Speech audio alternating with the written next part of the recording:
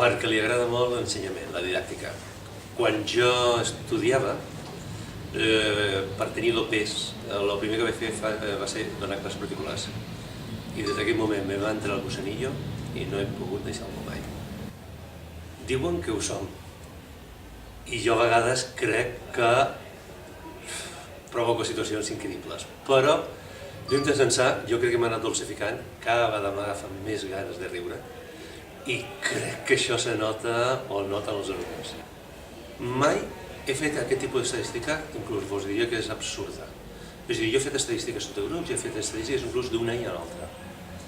Que siguin homes, dones, religions, races, és que mai he fet una estadística. És que no m'interessa aquest tipus d'estadística. És diferent. És a dir, antigament jo donava més matèria. És a dir, jo he relaxat la matèria. Ara, el temps és el mateix. Diferència, que faig més hincapié en altres tipus de temes.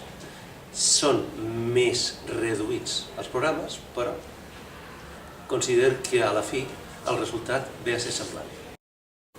Això va per voltes. No m'agrada, però a vegades m'obliguen les circumstàncies.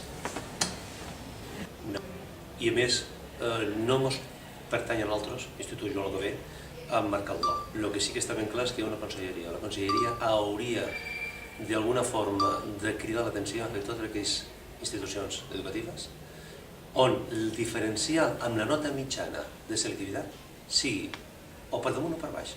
És a dir, els hauria de cridar l'atenció. No és Joan Alcover el que ha de canviar si en realitat està dintre d'una mitjana que sortiria de nota a selectivitat. No ho és. És a dir, és molt diferent l'arquitecte d'avui a l'arquitecte de 25 anys enrere. Quan jo era petit, el meu pare era arquitecte, la imatge de l'arquitecte era d'una persona que tenia coneixements de tècnica, d'art, tocava les dues disciplines, artístiques i tècniques.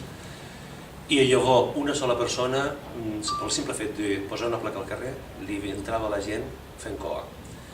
Actualment són despatxos multidisciplinars, mai existeix un arquitecte, això és un consorci d'arquitectes, on se fa des de delineants, passant per fer la neteja, administratius i tot a la vegada, i amb un concepte més independent del tema arquitectònic, és a dir, especialització en cada una de les vessants, que no com antigament es trobava. Primer tenir ganes, de veritat. Després, seria molt bo que dominés les assignatures tècniques, però sobretot que tingués sensibilitat. Amb això és suficient.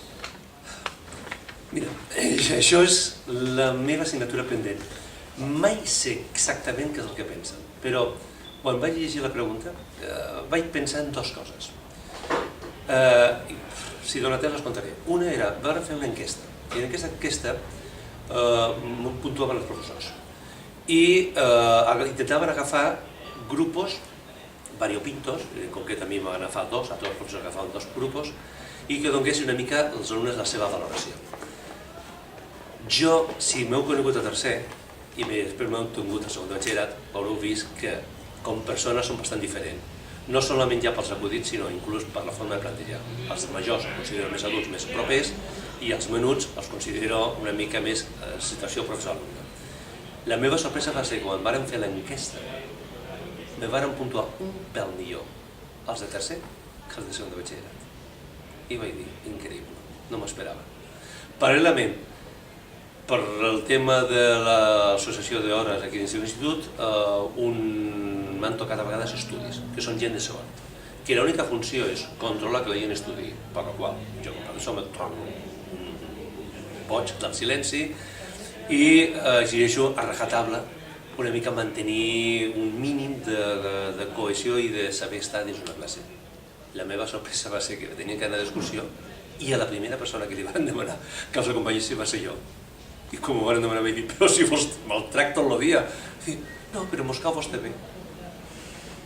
No tinc ni idea de què és exactament el que pensen els alumnes de mi.